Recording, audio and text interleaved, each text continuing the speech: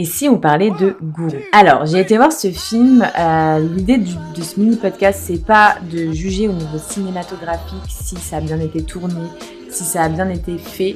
L'idée, c'est vraiment de prendre mon prisme de coach et de pouvoir en parler en fait en ce qui me semblait judicieux de montrer, en tout cas ce que le film a su toucher du doigt, qui était important de mettre en lumière sur le monde du coaching et plus largement, j'irais jusque dire, le monde du développement personnel et du bien-être en général qui peut représenter un danger parfois pour les individus et pour la société même, je dirais. L'idée, c'est vraiment de le prendre sur ce prisme-là et de vous expliquer ce que, en tout cas, moi, j'en ai ressenti et ressorti. Déjà, pour recentrer le débat, qu'est-ce que c'est le coaching finalement? Parce que est-ce que les personnes savent ce que c'est le coaching? Le coaching, c'est un professionnel qui va être là pour vous aider à atteindre vos objectifs. De base, c'est ça. C'est-à-dire qu'il vous accompagne dans votre démarche à atteindre un objectif qui soit de tout type, c'est-à-dire bien-être, émotionnel parfois. Aujourd'hui, il y a tout type de coaching qui se fait, coaching business. Il y a plein de coaching plus sur la personne, donc ça va être plus sur la façon dont on veut évoluer pour nous-mêmes. Il y a plein de types de coaching possibles et c'est en ça aussi que ça peut être très vite tout et n'importe quoi parce que le coaching, ça peut être ça peut vraiment pour être tout type de choses. La preuve, on parle de coach de vie. Moi, c'est le diplôme que j'ai et ça m'a toujours dérangé en fait de parler de coaching de vie parce que ça veut dire quoi? Est-ce que nous, personnes certes diplômés, certes ayant passé une formation, pour ceux bien sûr qui passent des formations parce que le reste totalement problématique, parce que on se doit d'avoir une posture, on se doit d'avoir des compétences, d'acquérir des compétences d'accompagnant pour accompagner des personnes humaines, on se doit de connaître le cadre, d'avoir des outils concrets, de comprendre les impacts qu'ils ont sur les individus, donc tout ça, il n'y a pas de sujet sur le fait de faire une formation pour être coach, voilà. Mais tout ça pour vous dire que voilà, le but étant de vous accompagner à atteindre un objectif concerné des univers différents. Là, ici, il faut savoir aussi que le coaching, un coach n'a pas d'obligation de résultat. Un coach a des obligations de moyens, de vous apporter des outils, de vous questionner, de vous faire vous questionner afin que vous trouviez vos propres solutions pour arriver à votre objectif ou en tout cas à votre aspiration, à votre état désiré. Mais il n'y a pas d'obligation de résultat. Donc, c'est-à-dire que les coachings qui vous promettent des résultats, entre guillemets, magiques, des transformations assurées, des modes d'emploi tout faits, des recettes magiques, c'est déjà un petit peu compliqué parce que c'est pas dans le cadre d'un coach de vous apporter cela, de vous promettre cela. C'est plus même de l'ordre de la promesse des fois. Donc ça déjà, c'est quelque chose à souligner parce que il faut savoir que ce n'est pas notre rôle en tant que coach de vous promettre monts et merveilles et de vous dire que vous allez partir de là et arriver là. Notre aspiration profonde est que vous réussissiez à atteindre les objectifs que vous avez, à pouvoir vous révéler d'une certaine façon, enfin voilà, dans toutes sortes, vous avez bien compris qu'il y a des univers différents, mais on a envie de vous accompagner à ça, on vous accompagne vers cela. Par contre, on peut pas vous l'assurer parce qu'il y a une grande partie d'individualité, une grande partie de responsabilisation lorsqu'on commence un coaching. Donc ça, c'est une des choses qui est importante à comprendre. Pour aller vers Gourou, je m'attendais pas du tout à ce qu'il parle énormément de la législation du coaching. J'ai été très étonnée qu'ils aient vraiment commencé, en fait, finalement, tout le début du film vraiment est là-dessus, c'est-à-dire, est-ce que nous devons légiférer cette profession? Et c'est un sujet et c'est une question qu'il faut se poser, en effet. J'ai envie de dire que on est dans l'accompagnement de la personne, donc nous touchons l'individu, nous accompagnons des êtres humains qui ont une histoire, traumatisme parfois, qui sont eux-mêmes en fait, et on peut pas faire n'importe quoi avec la vie d'un individu, avec le psyché d'un individu, parce que parfois le fait de mettre des choses en place et d'engager des changements, de travailler sur soi, peut derrière dégager des prises de conscience, des choses, donc il faut se sentir enclin à le faire et vraiment bien comprendre en quoi consiste le coaching finalement. Et donc, le fait de le légiférer, c'est un sujet. C'est un sujet parce qu'aujourd'hui, il faut savoir que le coaching n'est pas réglementé. C'est pas une profession réglementée comme beaucoup d'autres finalement professions dans le bien-être, il faut le savoir.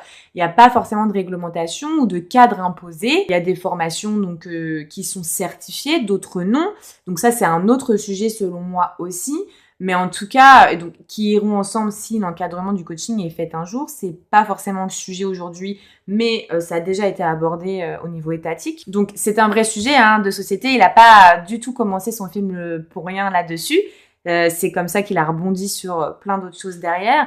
Mais c'est vrai que, bon, il faut quand même se poser la question aujourd'hui, quelles sont les frontières quelles sont les frontières à ne pas dépasser, les limites à ne... D'ailleurs, elle le dit très bien dans le film, les limites à ne pas dépasser dans l'accompagnement et dans ce que nous sommes capables d'apporter aux personnes qui viennent nous voir de notre promesse. Là, je vous parle promesse en tant qu'entreprise, en termes de marketing.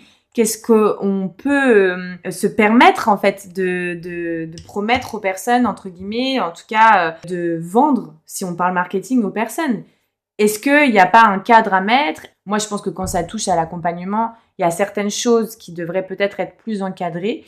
Après, tout ce qui est certification, je pense qu'il y a des écoles qui sont certifiées et qui, pour autant, ne suivent peut-être pas un cadre de coaching au niveau de l'accompagnement de la personne qui est pas totalement OK. Mais tant qu'on passe pas par un encadrement qui est lié à une certification du coup au carré, on n'y arrivera pas. Donc la certification est quand même aussi légitime dans ce cas. Là aujourd'hui, elle est un peu moins peut-être pour certaines écoles, attention, parce que je pense qu'il y a des écoles où pour le coup, là c'est encadré d'une façon beaucoup plus rigoureuse par rapport à l'accompagnement de la personne. Et c'est pour ça que certains coachs le mettent en avant et ils ont bien raison. Voilà, ça c'est vraiment quelque chose qui m'a étonnée et en même temps c'était c'était vraiment une bonne entrée en matière parce que ça a fait poser la question, ok, aujourd'hui ce métier-là, qui est quand même de l'accompagnement à la personne, n'est pas encadré. Et c'est un sujet de société, puisque aujourd'hui il y a plus en plus de coachs sur tout sujet. Ça mériterait, je pense, selon moi, quelques petites remises à jour, en tout cas, ou en tout cas de mettre un cadre autour. 1, 2, 3.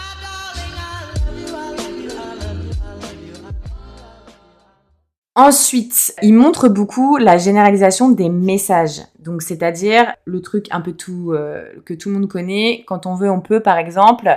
Quand on veut, on peut, oui, mais non. Parce que dans le coaching et dans toutes les professions en général du bien-être, je reviens là-dessus, surtout le développement perso, donc tout ce qui touche au dev perso. Pour moi, il y a un problème, et c'est ce que dans le film il montre. Enfin, en tout cas, moi, c'est ce que j'ai vu avec mon œil un peu dans la profession. C'est qu'il y a des messages généralisés pour les gens, c'est-à-dire comme quand on veut, on peut, ce qui ne te tue pas te rend plus fort, par exemple. Eh bien, c'est des messages généralisés qui vont venir culpabiliser certaines personnes, d'autres peut-être les motiver, d'autres les culpabiliser et d'autres les toucher à certains endroits qui sont pas forcément cool, qui les font pas ressentir forcément des bonnes vibes. Et ça, je trouve que c'est un problème. Là, lui, il est vraiment mis en scène dans des sortes de gros séminaires. C'est quelqu'un qui est vraiment... une sorte d'apogée quand même. Tous les coachs en France ne sont pas à son stade, et ça c'est un des points que je voudrais aborder après. Tout ce que je trouvais qui était dommage entre guillemets dans le film, même si encore une fois je suis pas critique cinématographique, c'est juste que en tant que coach j'aurais aimé voir certains sujets plus approfondis ou mis d'une certaine façon, mais en même temps un film qui dure 2 heures tu peux pas tout approfondir, donc là l'idée c'est de pouvoir moi rebondir dessus. Mais de généraliser des messages comme ça, là on le voit vraiment dans des séminaires, des mises en scène, il va prendre des personnes à partie pour lui dire vas-y, dis devant tout le monde qu'est-ce qui se passe, allez vas-y, on est avec toi. Donc en fait ça crée une sorte d'euphorisant. On se sent entouré parce que c'est vrai, on le ressent sur le coup. T'es entouré, tu sens qu'il y a plein de gens autour de toi et ça te donne de l'élan, ça te donne de la force. Mais il va dans là ce qui est abordé c'est quand même assez lourd. On a une personne qui a subi des sévices par son père. On a une personne qui se trouve très mal au travail et qui, du coup, décide par l'engouement du truc d'arrêter son travail, en fait, d'appeler son chef et de trouver la force de lui dire tu me saoules, pour rester poli. Et en fait, ça a des impacts très graves derrière. Et ça, il le montre dans le film. Et il y a des gens qui, à ce moment-là, se révoltent en disant c'est pas normal et c'est pas ça ton job. Mais juste, ça montre quand même l'engouement, les messages comme ça dans des sortes de gros séminaires où on va parler, on va dire des messages un peu mainstream, généralisés à des gens et que du coup, en fait, vu que c'est généralisé, ça parle à tout le monde parce que ça peut parler à plein de choses qui se passent dans ta vie. Mais pour autant, ça mérite de creuser, ça mérite de l'adaptation, ça mérite d'être personnalisé. Ça va pas du tout résonner de la même façon, donc tu vas pas mettre les mêmes choses en place et il y a pas de suivi derrière. C'est de l'euphorie, c'est un peu comme une dose de drogue galvanisante pendant 3 jours. Donc là, ces séminaires, c'est à peu près ça. Mais après, qu'est-ce qu'on en fait de tout ça en fait ? Comment on s'en sert ? Donc en fait, on a besoin de la drogue, on a besoin d'aller voir le coach maths et ça, il le montre. Et ça, c'est vraiment intéressant à voir un peu... cette addiction finalement que ça crée aux gens, à ces messages de performance, de motivation, qui nous apprennent la vie finalement. Mais la vie, elle s'apprend de par nos expériences, de par la façon dont on décide de la voir aussi, décide de la voir, que la vie fait qu'on la voit d'une telle façon. Ça nécessite réflexion, et là, on laisse pas place à la réflexion, c'est des messages, c'est du bourrage de crâne, quoi. Et malheureusement, dans le coaching, parfois, c'est ça, et moi, c'est ce que je déplore vraiment à souhait, c'est de faire croire aux gens, en fait, que si t'es malheureux quand tu te lèves le matin, c'est de ta faute. Alors, bien sûr que nous avons une responsabilité sur nos vies. Bien sûr qu'il y a des prismes, et que des fois, même moi, je le vois sur moi, en ce moment, je suis pas dans un mood hyper ouf depuis une semaine, et je sais qu'il y a certains regards que je mets sur des choses qui sont négatifs et que je pourrais le voir autrement. Mais il y a des choses bien plus profondes, des choses que tu traverses. Après, il y a aussi, si on passe outre des maladies psychiques, des dépressions, des états dépressifs, il y a plein de choses en fait à prendre en compte que tu peux pas dire à tout le monde que si tu n'y arrives pas à faire quelque chose ou tu n'arrives pas à atteindre tes objectifs ou que si tu es malheureux en te levant le matin, c'est de ta faute et que tu peux tout changer en 10 minutes avec un coaching de maths par exemple. Là, je prends l'exemple de Gourou, quoi. C'est pas possible de culpabiliser les gens comme ça. C'est pas possible de faire croire aux gens que tu rentres dans une bulle de lumière et que tout peut être bisounours du jour au lendemain, tout simplement parce qu'on vit dans une société qui n'est pas bisounours aussi. Ça, c'est mon sujet. Moi, il l'aborde, et ça, je le déplore, mais il l'aborde pas forcément dans le film. Mais on est dans une société qui nous a mis dans une sorte de mécanisme, déjà rien que notre rythme de vie n'est pas fait pour nous. On n'est pas fait pour se lever à 7 heures du tam, pour aller au travail, pour gérer les enfants pour ceux qui en ont, pour enchaîner, faire vivre l'intendance de notre maison. On n'est pas fait pour ça. Les enfants, ils sont pas faits pour aller se poser sur une chaise dès 8 heures du matin, rester statiques avec toute l'énergie de vie qu'ils ont. Et d'ailleurs, Thomas d'Azembourg, il en parle super bien dans un livre, je vous le mettrai en description. On n'est pas fait pour ça dès petit, et c'est ce qui fait qu'on rentre dans un conditionnement et qu'on se dit de toute façon c'est comme ça, et puis et c'est ce qui fait qu'on a des failles en fait. C'est bien plus... Je fais une généralité, mais vous voyez un peu là où je veux en venir. C'est bien montré, en fait, la façon dont il mène ses séminaires, comment il parle aux gens, les vidéos qu'il fait et qui dit, en fait, si tu veux ça, faut faire ça, ça, ça. Déjà, un coach qui te dit quoi faire, c'est compliqué. Il peut te dire comment y arriver, c'est-à-dire mettre des outils en place, mais il faut que tu les mettes, il faut que tu te les appropries, il faut que tu crées ta recette. Et c'est comme ça, en fait, que tu vas avancer. Mais tu ne peux pas dire à quelqu'un, si tu fais ça, tu auras ce résultat.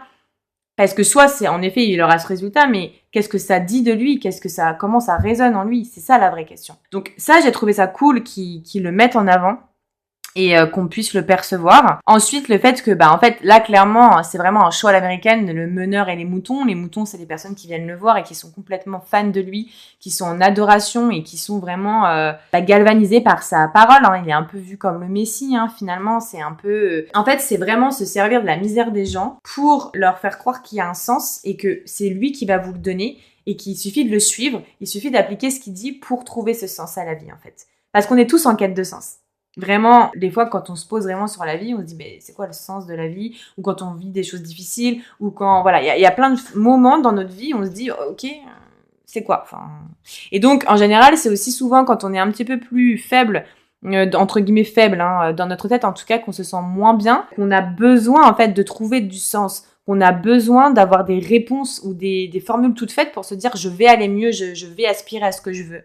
Et ça nous donne ça, en fait, des fois, certains coachs, certaines disciplines du coaching, et encore une fois, pas tous. Je suis diplômée du coaching et je suis complètement à l'encontre de ces méthodes.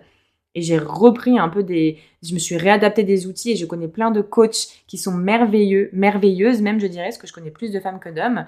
Mais tout ça pour dire que ça, le fait d'avoir une personne et de compter sur cette personne-là, donc déjà, ça crée un lien d'attachement qui est pas très sécure pour les personnes qui sont en adoration envers cette figure qui nous offre le sens et la quête de sens dont on est à la recherche. C'est déjà une relation un petit peu toxique, quoi. Donc ça, il le montre bien, les gens sont en transe quand il arrive sur scène, lui il en fait des tonnes, il prend une personne à partie, il lui règle son problème, mais en fait il le force, il utilise une méthode, parfois même il le ridiculise, c'est très problématique, très très problématique, et ça existe. C'est vrai que ça peut exister. Après, je vais venir sur ce que je pense du film, des points plus négatifs selon moi, qui sont essentiellement montré, et du coup j'ai peur qu'il y ait vraiment une association pure et dure du coaching à cette image de cette personne qui est complètement névrosée en fait. Il y a de la nuance à apporter dans tout ça. C'est pour ça que je voulais vous faire un peu 2 points dans ce podcast. Il montre voilà que ça peut être dangereux, que c'est limite des dérives sectaires en fait finalement ce qu'on nous montre, mais c'est très extrapolé. Hein. Et ça touche un peu du doigt l'emprise, mais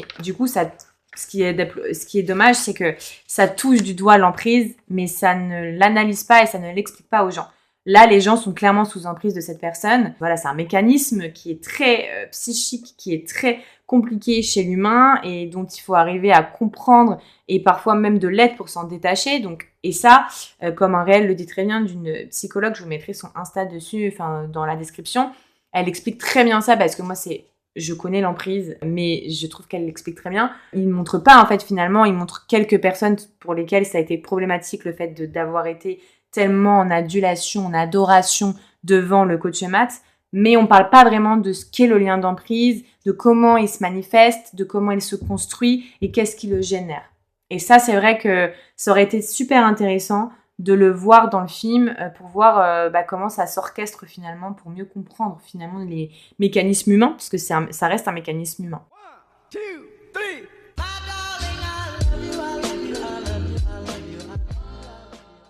Voilà pour tout ce qui est point positif, enfin en tout cas tout ce que le film met en lumière sur le monde du coaching. Après il y avait d'autres choses que j'avais envie de vous dire, mais je vais pas faire un podcast trop long. Pour finir un peu sur tout ce que j'ai trouvé, j'appelle ça point négatif, mais en tout cas qui selon moi peuvent porter à confusion dans la tête des personnes qui ne connaissent pas ce domaine.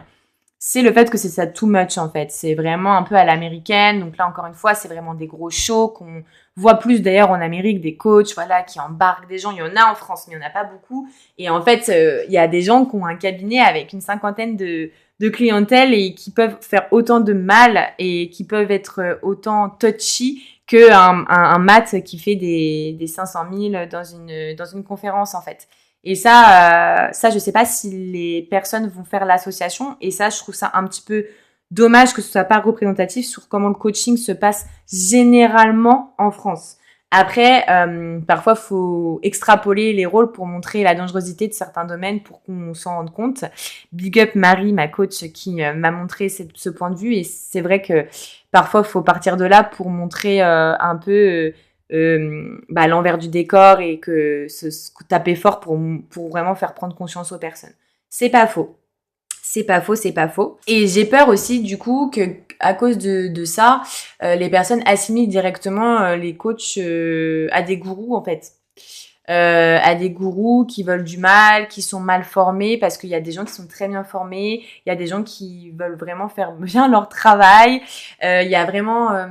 des bons coachs, il y a des bons accompagnants qui sont centrés sur l'humain et qui veulent vraiment accompagner les personnes de la meilleure façon possible en leur donnant les outils pour le faire.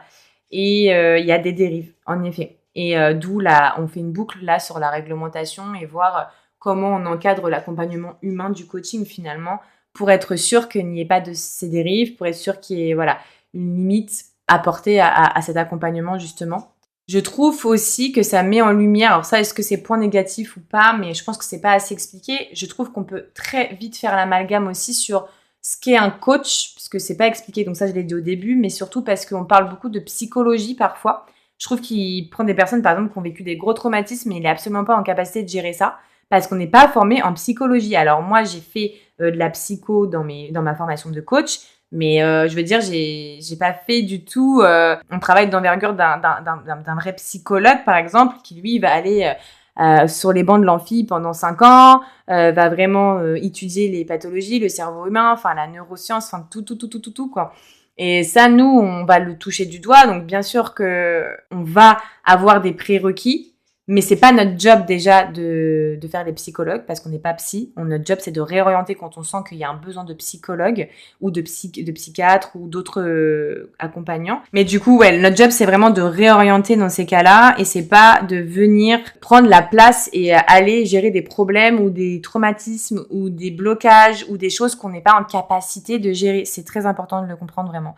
C'est ultra important.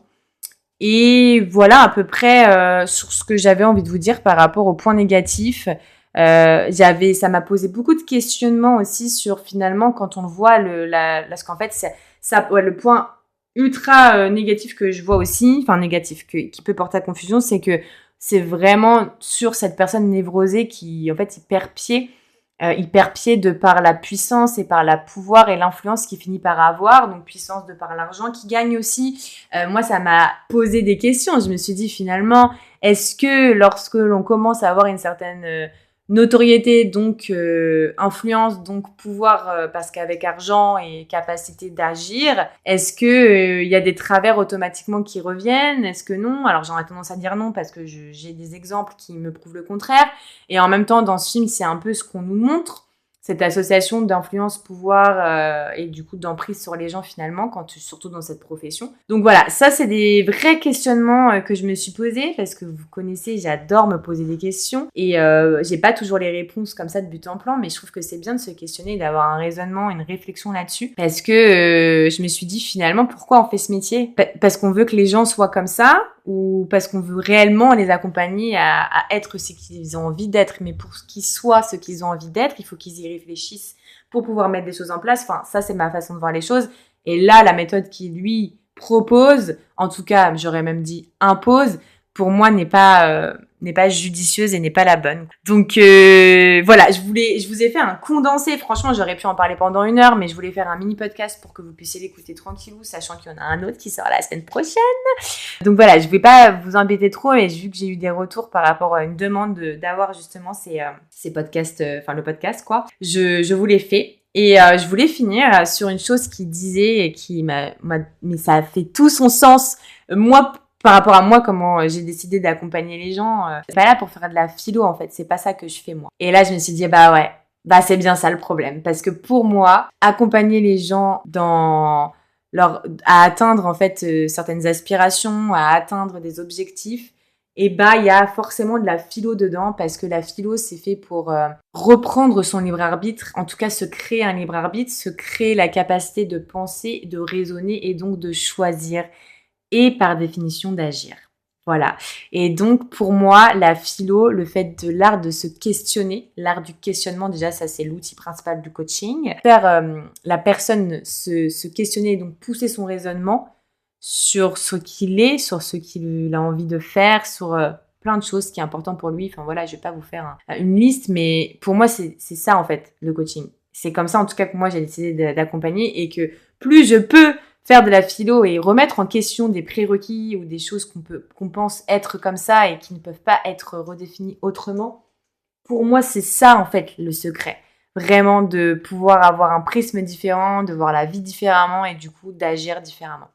Je finis sur cela et je vous dis à très bientôt.